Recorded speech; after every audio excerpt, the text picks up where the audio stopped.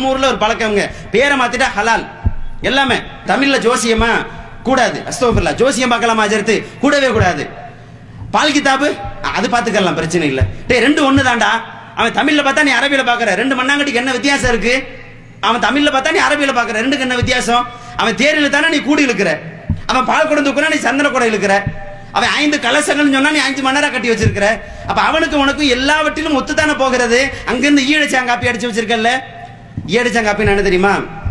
அது உங்களுக்கு தெரியும். எக்ஸாம் எழுதுறதுக்கு 2 பேர் போயிருப்பானுங்க. முன்னாடி இருக்க ஓரளவுக்கு படிச்சிருப்பான், பின்னாடி இருப்பான் சுத்தமா படிச்சிருக்க மாட்டான். அவனுக்கு பின்னாடி இருக்க அதை விட படுமோசமா இருக்கும். இப்ப முதல்ல அந்த லைட்டா கொஞ்சம் படிச்சிருப்பான்ல, அவன் எழுதிக்கிட்டு இருப்பான். அவன் ஒவ்வொரு கேள்வியா எடுத்து பதில் எழுதிக்கிட்டு இருப்பான். எழுதிக்கிட்டு இருக்கும்போது யதார்த்தமா ஒரு வந்துரும். வந்து உட்கார்ந்த உடனே இவன் ரொம்ப டிஸ்டர்ப் பண்ணிட்டு இருக்கனால ஒரு அடி அடிச்சிருவான் பேப்பர்ல. அடிச்ச உடனே பேப்பர்ல ஒட்டிரும். ஒட்டின உடனே பின்னாடி இருக்கான் பாப்பான்.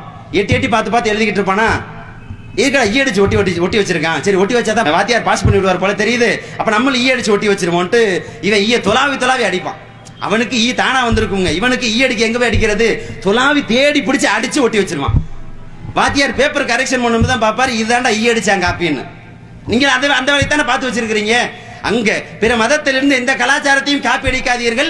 மன் தஷப்பஹ பிகௌமின் ஃபஹுவ மின்ஹும். யார் பிற மத கலாச்சாரங்களை காப்பி அடிக்கிறாரோ அவர் நம்மை சார்ந்தவர் அல்ல, அந்த சமுதாயத்தை சார்ந்தவர் என்று ரசூலுல்லாஹி ஸல்லல்லாஹு அலைஹி வஸல்லம் தெளிவாக சொல்லி கொடுத்தாங்களா இல்லையா? பேரை மட்டும் மாத்தி வச்சு ஹலாலாக்கிட்டீங்களா?